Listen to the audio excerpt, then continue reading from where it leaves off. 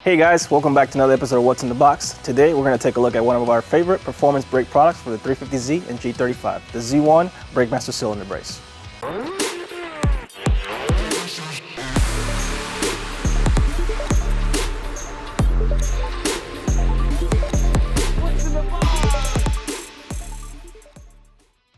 Before we open the box, let's talk about what this product is actually designed to fix. When you press the brake pedal, the force applied is transferred through the pedal assembly and onto the firewall.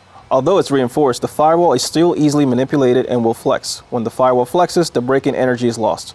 Those of you who track your car or drive it hard frequently will notice this the most.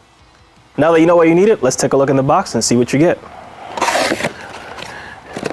So you get your detailed installation guide,